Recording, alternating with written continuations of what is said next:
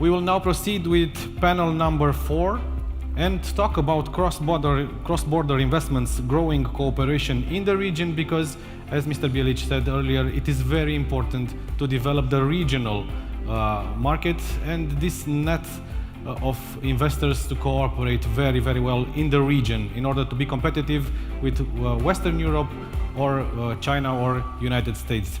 So, for this panel, we will have also a moderator. I will kindly ask to join me on stage. He is a serial entrepreneur with experience spanning over 20 years of successful investments in retail, e-commerce, media and telecom, turned investment professional in 2017 and currently founding partner at Catalyst Romania, Mr. Alin Stanciu.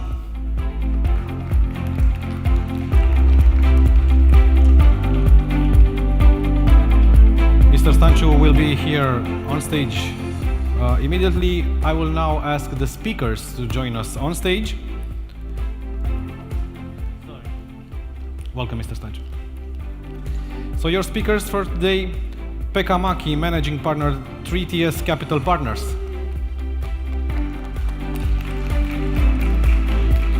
Mr. TANCZOS, Managing Partner, EuroVentures. Mr. Valeri PETROV, Partner of EuroVentures. Hey, Pekka. Nice meeting you. Ms. Carmen SEBE, CEO Seedblink. And also Mr. Aleksandar BIJELIĆ, Belgrade Venture Forum. Yeah, you can sit wherever you want. Take your seats. Mr. Stanciu, the floor is yours. Hi, everyone. Can you hear me? I guess yes. All right, welcome to the cross-border investment panel. I have the pleasure to moderate a very international panel here. In an orderly manner, we have here with us Valeri PETROV from EuroVentures Bulgaria, Carmen SEBE from Seedblink. That's probably the most well-known name in the, at least on this audience. Pekka, MAKI, 3TS Capital Partners, Peter TANCZOS, is it right? From EuroVentures, Hungary, and Aleksandar BIJELIĆ, all right, from Serbian Venture Network. Okay, guys, let's start with a very brief presentation because we still have some of the founders here in the audience, and I would like them to explain what your fund is doing. Let's emphasize a little bit the tickets you're investing, maybe some verticals, some geographies. Who knows? Maybe there's some pipeline here.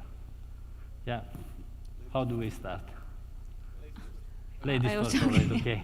Thank you. I will start, although we are not a VC. But as we are the host somehow, because we are from Romania in such a lovely panel, actually. So I'm Carmen SEBE. I'm CEO and founder of Seedblink. Seedblink is an investment platform, an online investment platform. We just got authorized on the crowdfunding authorization. We got the crowdfunding authorization, the European one. And in terms of what we are doing, obviously, is putting together individual investors and institutional investors like my colleagues here with technology startups. So we focused on technology startups, and our place, let's say, is in late seed, Series A investment, not so much pre-seed, but some very good pre-seeds are also on the platforms. And tickets, smaller tickets than my fellows here, ranging for 100,000 to 2 million. 5 million is the maximum that we are allowed anyhow, so 5 million would be the biggest, let's say. All right, Valeri, maybe you want to continue? Okay, thank you very much. Alin, thanks for having me here. We are EuroVentures. We are a regional, early stage regional venture capital fund investing in Southeastern Europe out of Sofia. Currently, we're investing our third fund. We do pre-seed and seed investments in 4 major verticals. namely fintech, health tech, future of work, future of food. Our, let's say, ticket vary between 250K and 1.5 million, initial ticket, I mean. Currently, as I said, we're investing our third fund, which is 60+ million. And so far we have done in the whole region close to 200 investments. So that's in brief. All right, thank you, Valeri. Now let's switch to Pekka. Yeah, good afternoon, everyone. So I obviously have met many of you as we have been doing regional investing for more than 20 years here.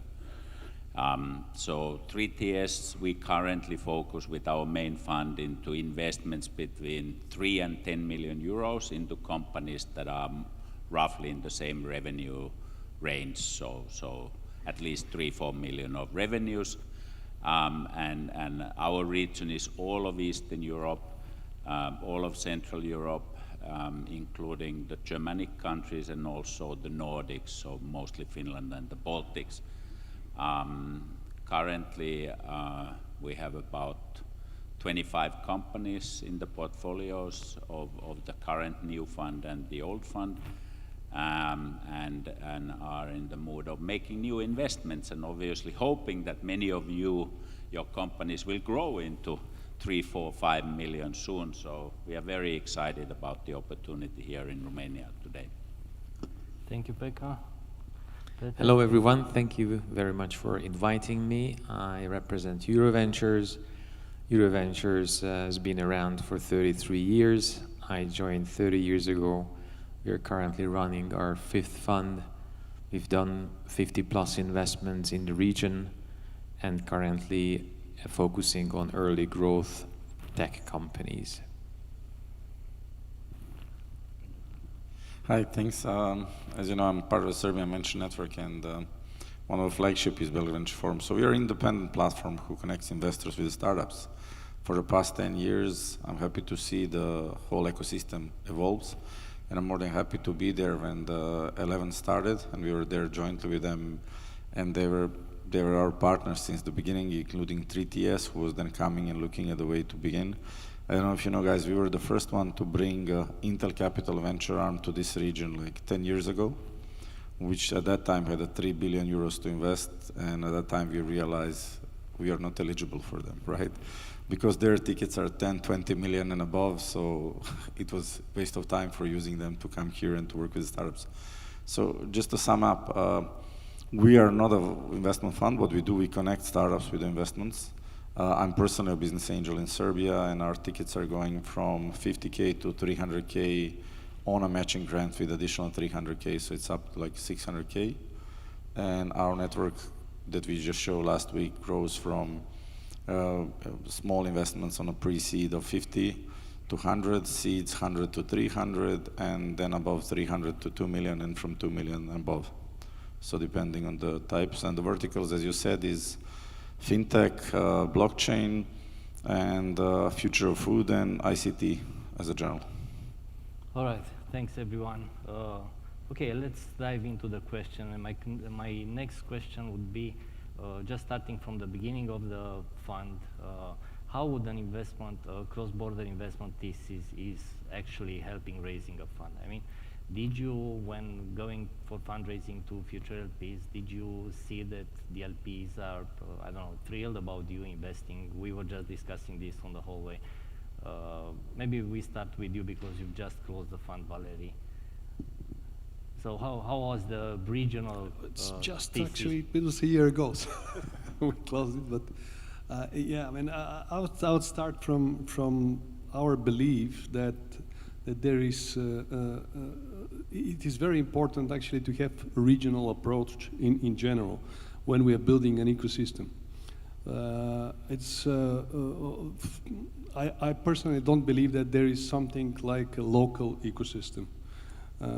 In the venture capital, you need critical mass, you need strong pipeline, you need huge network of experts, serial entrepreneurs, investors, and it cannot exist on a small scale. You need critical mass. And if we look at the whole ecosystem in Central Eastern Europe, it is a fraction even of the Berlin ecosystem on its own. So in order to have really serious investment thesis and to work together as investors and to be able to support all the good talent and the talented founders that we have in the region, we have to act as one ecosystem. And this was our main thesis when we raised our recent fund. All right, but just to put some context, you're saying that in a fund that's basically based on private money rather than public money. So you didn't really have a limitation. That's right, but apparently this is an attractive thesis for the private money. All right, so it's and we do have institutional investors like EIF as well. I mean. All right, maybe Pekka, can you give us some input on your side, because you have a much more regional. Fund. Yeah, so for us the thing was easy because we have never been local in any country, or we have been local in many countries actually. So I think for us there was never a question, would we concentrate mainly on one country or be regional? So I joined the firm maybe 4 years after it was founded, and they already at that time were about 8-9 people from 5 countries and speaking 10 or so languages. So we have always been pan-regional. So we actually never had this question. But in the sense of looking at what the fund investors like, I think there are 2 ways. And as Valeri rightly said, if you are pan-regional, you have to have large enough fund and large enough investors coming in. But if you are your first fund or second fund even, it's maybe better to concentrate on one country, because the smaller institutions, local pension funds, banks, private people actually want to see a lot local. So I think if you are starting a fund and you are primarily a Romanian team, it's actually easier probably to raise a local fund first, and with the success then become more regional and international. All right, thank you, Pekka. Peter, do you agree with your fellow co-panelists? Yes, I do. Our experience is that this regional concept helps if it's credible, and it destroys your case if it's not credible. So you can't say you're going to invest in Sofia if you've never been there, or if you don't have people within your network who knows the market, who actually knows the entrepreneurs that count. So do you somehow imply that you need a footprint in that market? Yes, I do. It can be in different ways, but you have to be credible in the markets that you want to make investments in. And unless you're credible, it destroys your investment case with your LPs. All right. Aleksandar? Only to agree with everything they said. You need to be credible in the market, and if you look at the game that we are playing, the game is how to go to IPO, how to make sure that investments that we make return the money back to investors, to our funds, right? So the thing is, the only way you can go IPO is if you are global. You cannot go to IPO on a global scale by being a local. So in order for not just startups to grow, for the funds to return the money and for the business angels to return the money, they need to help startups to go global. So playing a regional game within your country is not going to happen. You can be a service business that can earn money, and that's fully fine. You can grow as a startup to 5 million revenue. That's purely fine. But if you don't go global, you will never reach 100 million or something more, and this is what we are, right? Because if we are investing 1 million or 5 million in startup, and we want to return at least 3, 5, 10 times back in order to return to our investors, then you have to go global. So. All right. Carmen, I know that Seedblink actually started to, I don't know, promote listings from outside Romania, and also trying to get investors, high net worth from outside Romania. How is this going?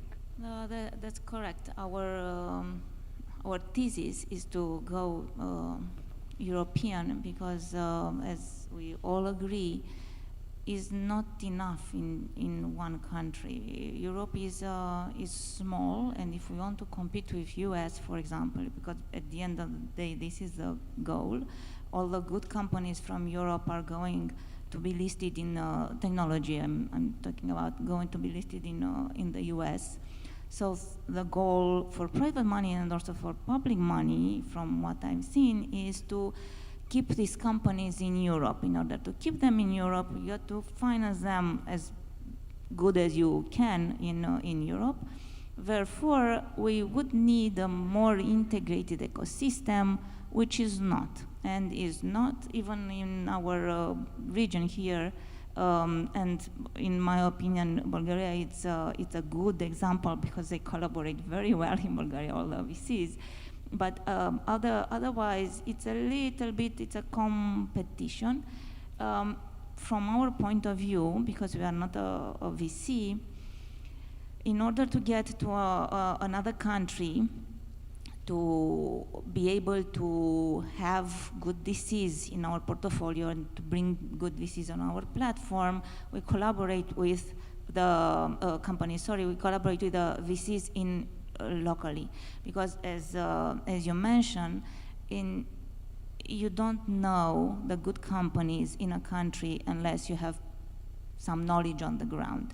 So our strategy is to collaborate with business angels, VCs in each country, and to tag along at the end of the day in order to bring some good investments from our investors on the platform.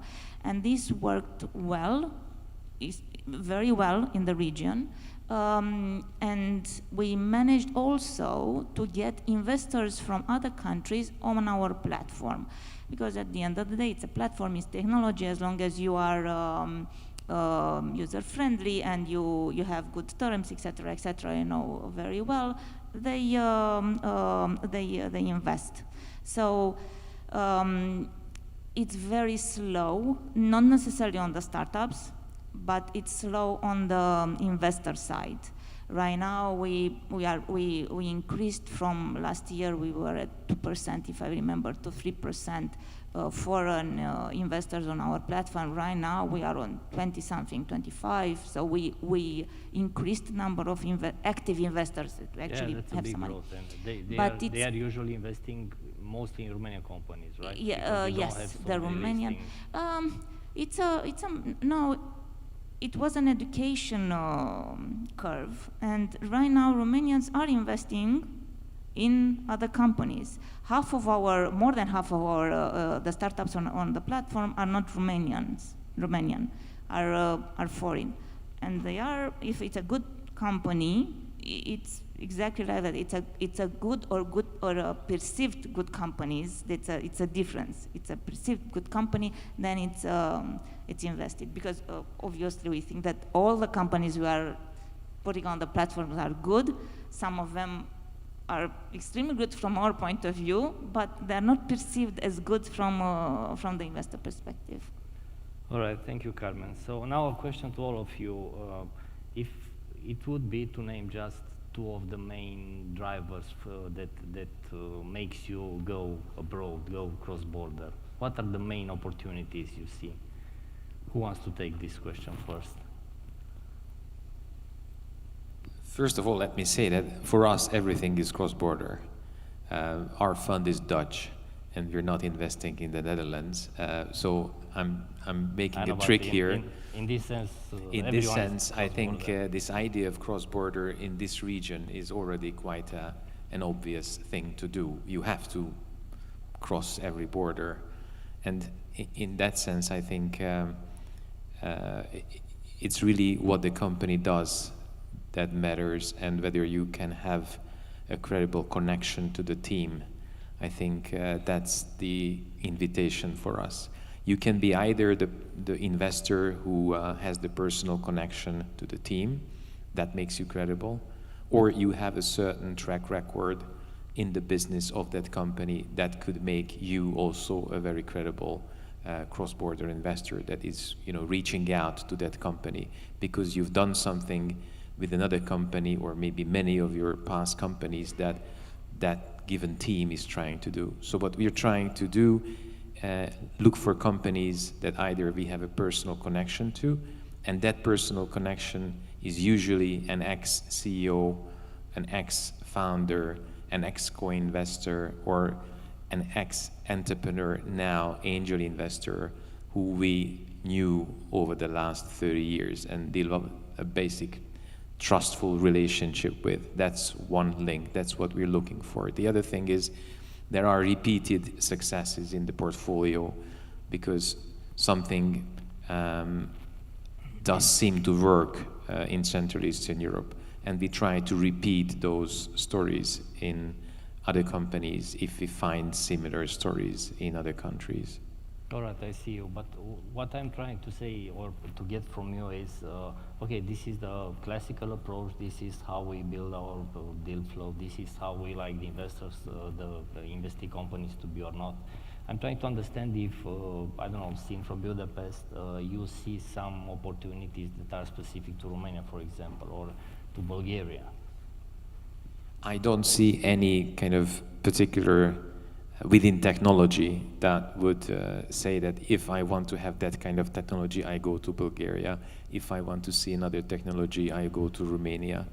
I think in these countries, as one of the speakers earlier said, there's a general scheme where you have a very good engineering skills, still relatively cheap, and a kind of educational background that was never loaded with funds and resources. So there is always a need to be more innovative, more clever than Western competitors.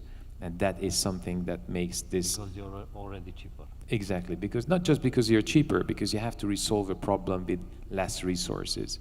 And that is something you got used to already from your childhood through university. And that is something that makes you unique, or compared to people who are growing up in an environment where they have vast resources for anything.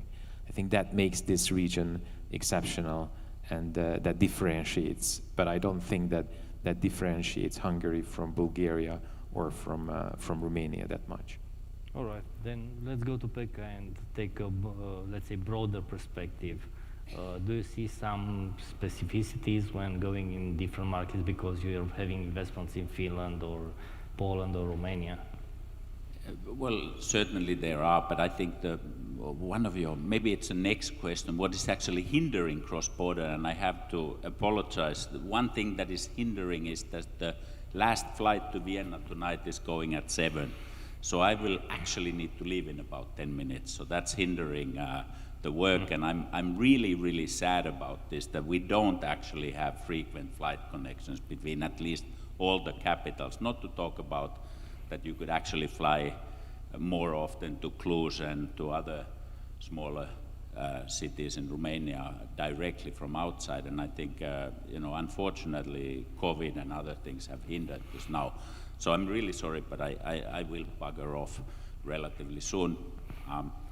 But coming back to your question, so I don't think there are any major differences, because all the countries or all the entrepreneurs in all the countries have realized that in order to build a company of 5 million, you can maybe stay in your own country. If you're looking to build a company that does 10, 20, 30, 50, 100, you have to go international or global. So I think that has changed. When I think of 10, 15 years ago, maybe in the larger countries like Poland, people were thinking you can still do it in the country, but you can't. It's just not possible. I mean, apart from e-commerce, where obviously the top line GMV can be quite large just in Romania alone. But I don't, and I think here Peter said it rightly, I don't think there's a major difference. Obviously there are certain technology clusters where there's maybe more educations, like, I've been 2-3 times to Lithuania this year, and they have a lot of optical and laser technology, sensor technologies and so on, because they have had good faculties in the university in that, and similar, like cyber security in some other countries, partially here, partially in Czech Republic, maybe more than in Slovakia or Hungary.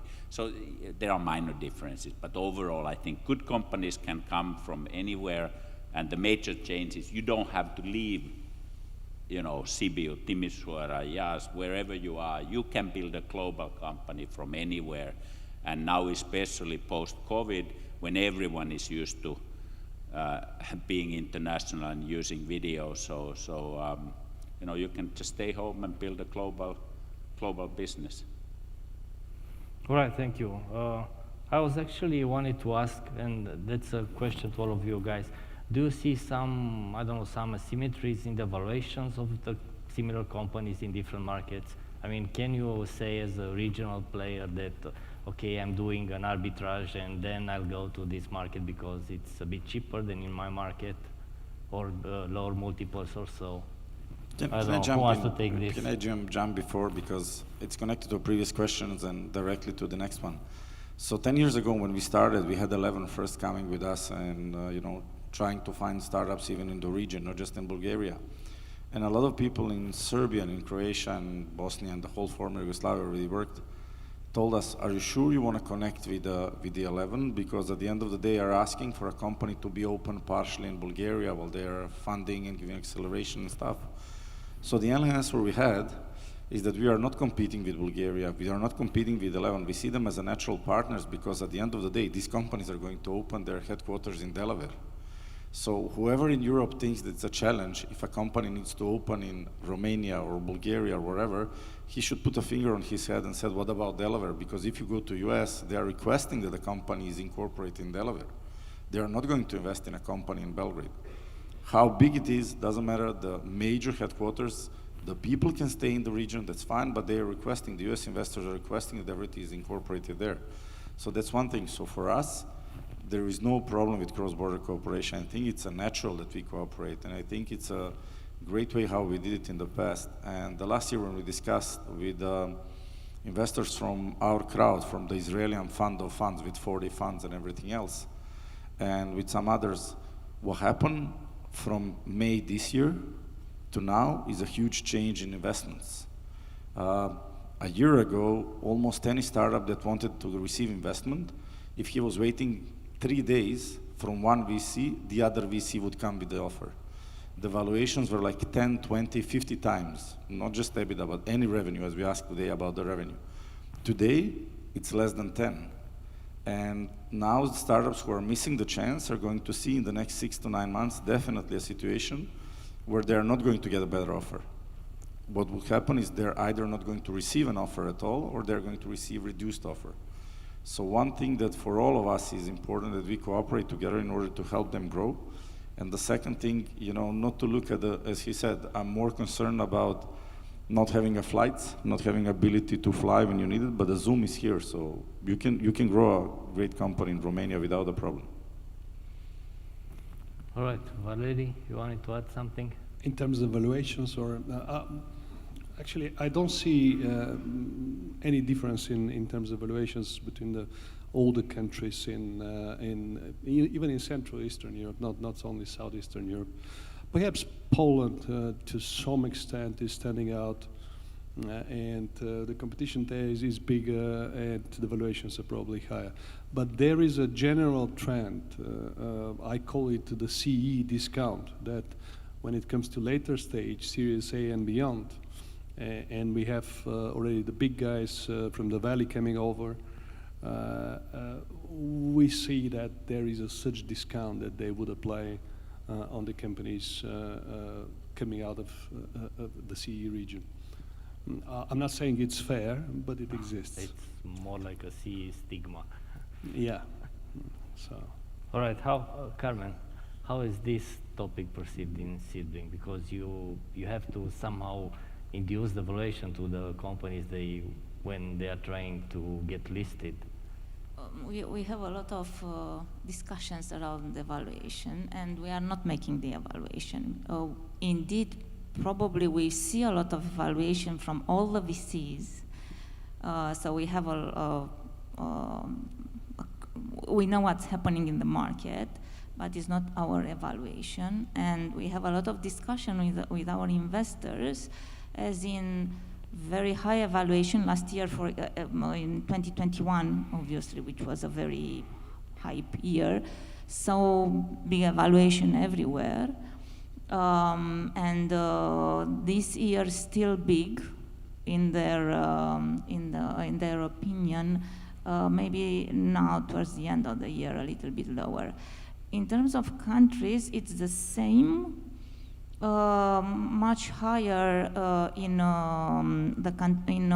the companies coming from Western Europe, and might be a reason that these campaigns from Western Europe with higher evaluation are not so appealing to our base of investors. Or there is another question that all the, in these regions why somebody from Italy would come to Romania to get money? They don't have money in their own country. That might be another question, because it's how we are thinking, and I'm sure it's not just a Romanian type of thinking, but is a regional type of thinking. And good companies from Italy or from France are not getting the money because they have higher evaluations. All right, as you've seen a lot of valuation on a daily basis, as you said, more than any of us. Do you have a forecast for the next year? Because I think all of us are very interested. No, you have better forecasted than me, but I'm sure they will be lower. And we see a lot of bridges and comfortable notes, not proper evaluation, because all the startups are like, we need money, but we don't want to go to a full-blown evaluation at this point because it's not the real value for our company, and it will be a down round, and nobody wants a down round. That's for sure. It's what Aleksandar was mentioning, that probably next year will be a bit tougher in terms of financing. Yeah. All right, guys, when you go on another market, do you like to co-invest or you like to take the lead on that investment? That's a question for all of you. So I will just say very briefly, we are a lead investor. We are happy to lead in Romania and in other countries. And with that, I would like to thank everyone. I will now have to leave to another country. So, thank you, Pekka.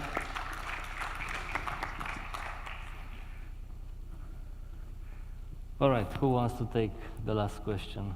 Peter, do you prefer to lead the investment, or do you trust another local investor to join you and co-invest together? We prefer to lead, and in terms of co-investment, we are ready to co-invest with others, especially because I saw that movie back in the last century. Maybe you've seen that. It's called Rounders. It's about high-stake poker game where the main character, Mike McDermott, says, look, if you don't find the sucker in the first half an hour of the game, then you are the sucker. So in these situations, if you enter a market that you don't know, even if you have a solid understanding of the vertical that you make an investment in, you need someone alongside you who knows the market, who knows the people. And in that sense, a co-investor comes extremely handy as long as you trust that co-investor and as long as you have an opinion about their judgment. So I think it is both cases. You can lead and still can value a co-investor very much. From our side, we are always as co-investors. So we are entering in the early stage and following up, but we are never taking the lead. Yeah, we try to be very disciplined in our strategy, and we are very early stage investor, pre-seed and seed. We try to be in many cases the first investor in the company that we're investing in. And so from this point of view, if it is a seed or pre-seed transaction and it is within our core verticals, the 4 core verticals that I mentioned, because we are not across the board, we are not generalists. So in all these cases, we prefer to lead, strongly prefer to lead. All right, so we only have leaders on the stage. Okay, tell me from your experience, how can a company, a startup that's funded, can benefit from having an outside Romanian investor? I mean, why would they prefer to have, I don't know, EuroVentures or EuroVentures as investors rather than a Romanian fund? I think there should be some benefits. It's not just the money. But I think it's not about the origin of the investor. I mean, it's about the expertise that the investor had, the experience, the track record in the particular vertical.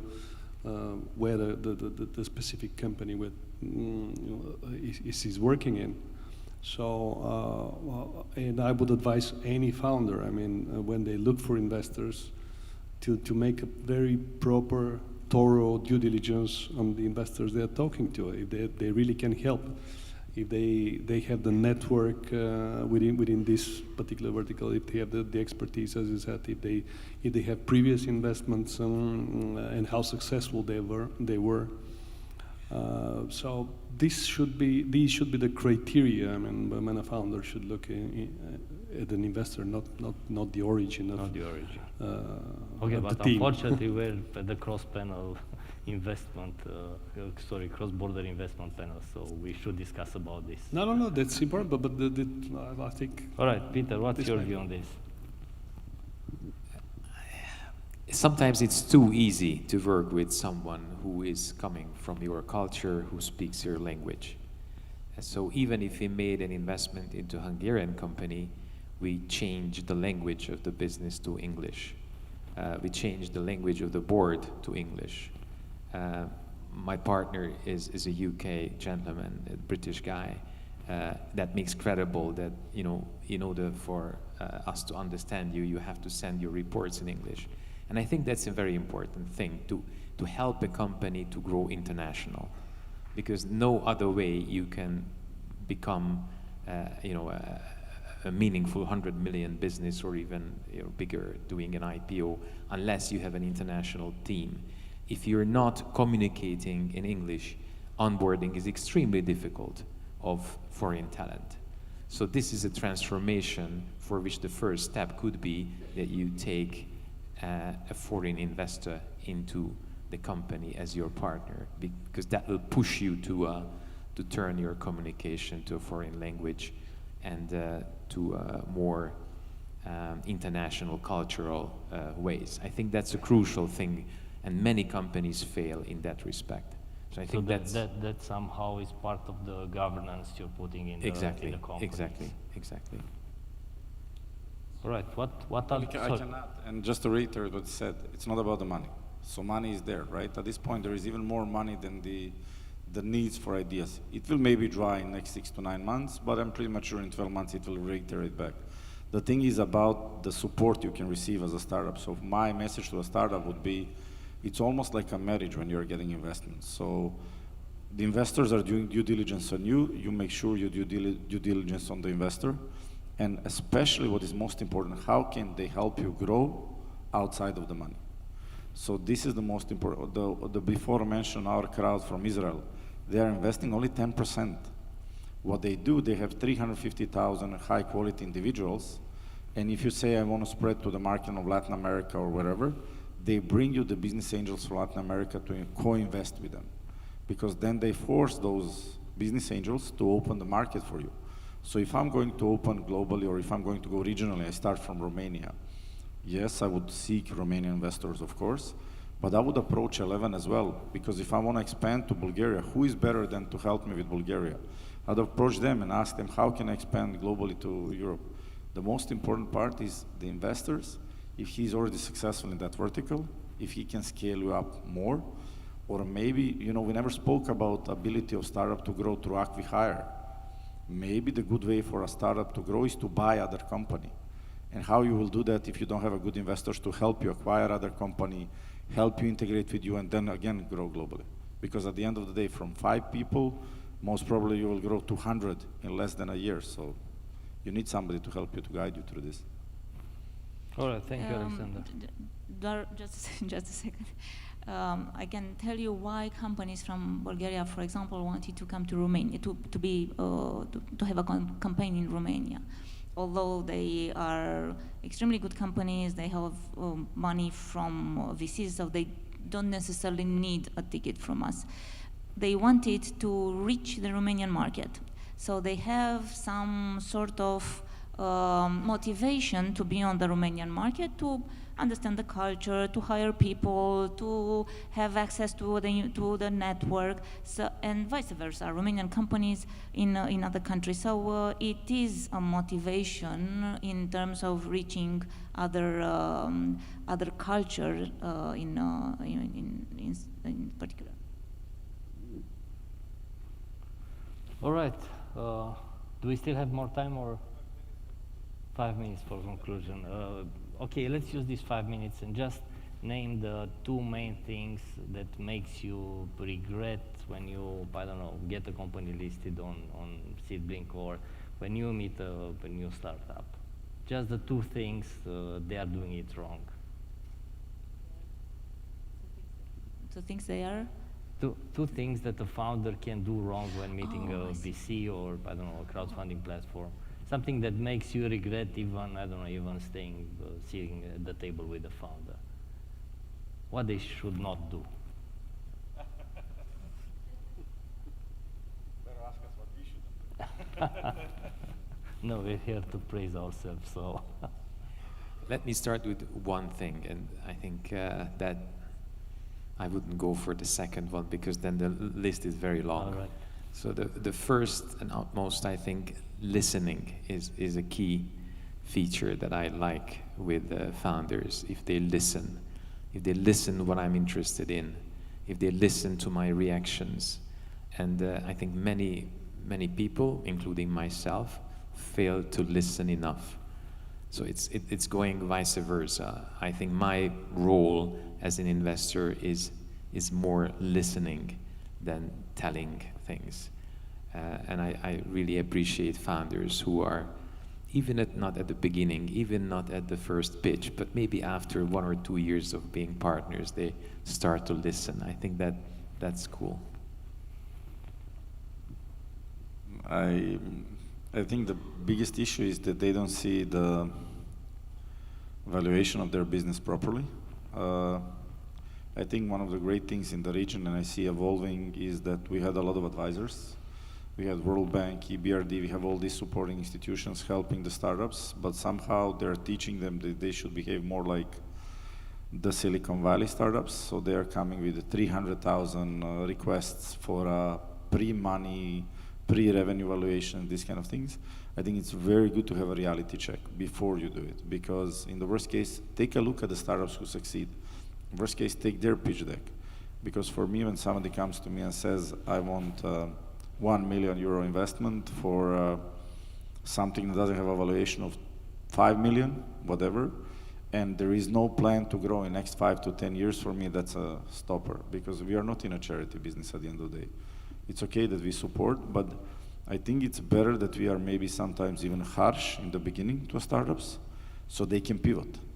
Because what I value in the good startup founders is ability to pivot and ability to adapt and to grow further. So, yeah, definitely. All right. Just to add to what you were saying, one thing that I really don't like when meeting founders is that they haven't done the lessons before. So come to me or to any other here on the stage and asking for, I don't know, seed money when we're investing in early growth, or the other way around. So you as a founder should do your DD on the future investor you're having. You wanted to add something? Yeah, I mean, it's actually everything boils down to what Peter said about the ability to listen, because I mean it is always a demonstration of what we call lack of coachability, and it's related also to being stubborn on valuation, or it is a sign that probably the relationship wouldn't go well even in the future, because the coachability is one of the greatest features actually of the founders, because this is the way to get from the experience of the others to use properly the investor in order to help you in your journey towards the next stage, etc. So yeah, it boils down to coachability. All right, guys, thank you very much. It looks like cooperation is the word. Cooperation in the region. There are I haven't seen or what you are seeing. There are no many particularities in the market. We should cooperate.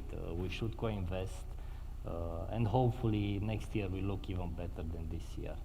Thank you, guys. Thank you. Thank you, distinguished guests.